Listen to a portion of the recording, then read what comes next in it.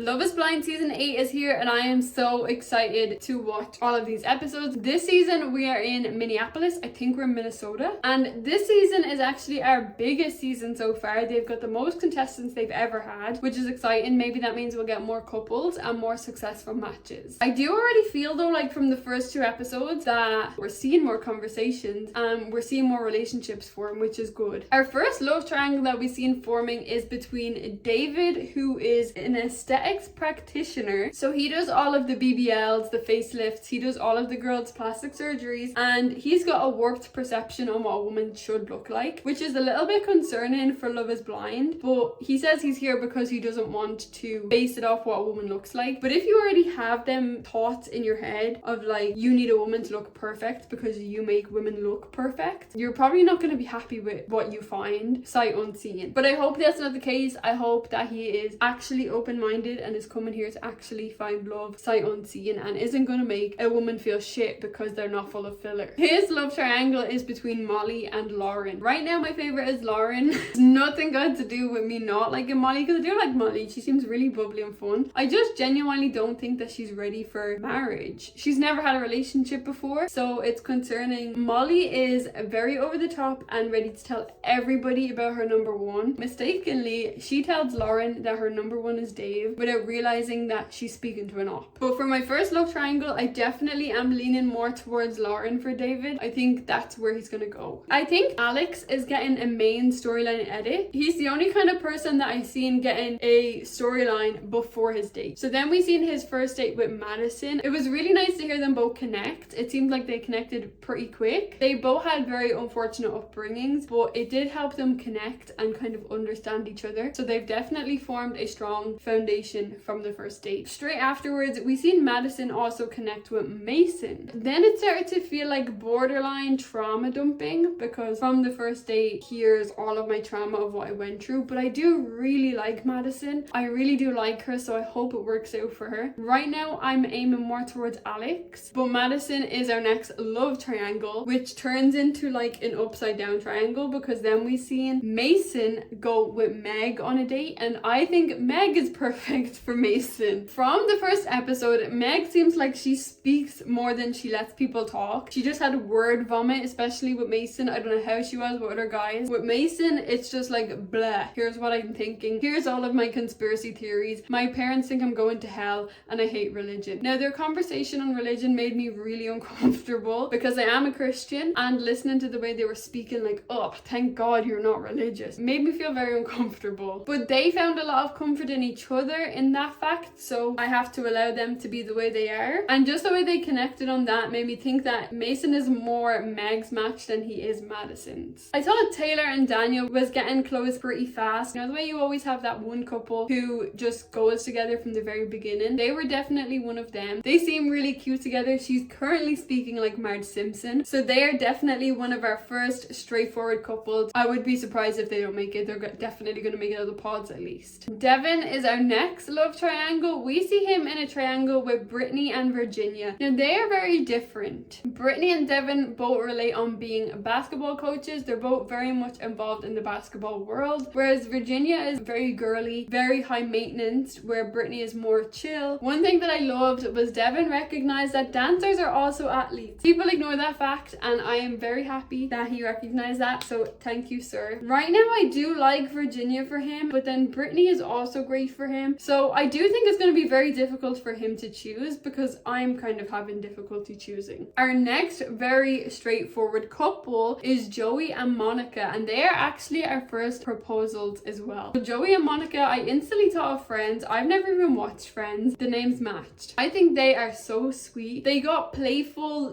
deep, and just had so much fun in the pods, which is what I think everybody should want. I thought Joey's proposal to Monica was really cute. He led up to it with penguin talk. They just seem like they're best friends already. They're both so goofy, and I was so hoping that they would love each other in person. I was not expecting how crazy they actually would have been in person. Monica actually is crazier than Joey, which I did not expect, because Joey seems a little bit nuts. They're crazy together, and I actually kind of love it, and I just can't wait to see their relationship explode. They are definitely going to be a fun couple to watch. So in episode 2, we seen another couple join us, which was Ben and Sarah. We instantly seen them speak about their religion. Ben is actually a strong Catholic, raised in a Catholic church, while Sarah isn't. She doesn't actually seem to support it much, but she does say that she would be open to going to church if the church was accepting of everybody, because her sister is part of the LGBT community, so she was curious if Ben would be okay with that. That's obviously important to her. Her sister is her best friend, so he definitely does seem open to it, even though he is a strong Catholic. Now in episode 2, we did see that Lauren is actually starting to get a little bit worried and actually a little bit upset knowing that Molly is with Dave. She's worried that he's gonna choose her and she'll be left with feelings for this guy that chooses somebody else. We also see that Meg is starting to get the same way over Mason because she found out his other girl is Madison. What's interesting is I don't think the other girls know. I don't think Madison knows about Meg, and I don't think Molly knows about Lauren. It's very interesting to see these one-sided conversations, and they're almost like spies. Now, why do they think they stayed in the pods? I honestly thought for some reason they were all locked in some warehouse somewhere and sleeping in bunk beds, like Squid Games type shit. They stay in hotel rooms. How do they make sure people don't go rogue, or that they don't meet each other in the street or in the transportation or getting dinner? How do they make sure that never happens? From episode 2, I'm getting a little bit worried about Alex and Madison. I don't know if they would work. I feel like there's just too much trauma there, and he seems almost a little bit uncomfortable. He does seem to also be getting a little bit worried now about her attachment style. She explained her attachment style is to retreat and like run away, where he's afraid of that because he's had that in the past. And honestly, there is a lot of trauma there, and I think we also have to worry about Alex's mental health here too. I do find strange though, Madison told Alex that she's not comfortable being sexual easily. She basically told him she doesn't kiss on the first date, maybe on like the 12th date. But then with Mason, in the next date, she was like ready to give him a lap dance and just get intimate automatically, tell him everything she's wearing, which I just found really interesting because she's almost playing a different character for both guys. So which one is actually the true Madison? Is she the innocent girl that she is with Alex, or is she the more outgoing person she is with Mason? I can't tell. I do feel like the first 2 episodes felt a little bit dragged out and a little long, but I do also think that it's good that we're getting to see more of the connections, more of the conversations. So let me know your thoughts on the first 2 episodes, and we'll get to our next video. Don't forget to subscribe, and I'll see you guys in my next video.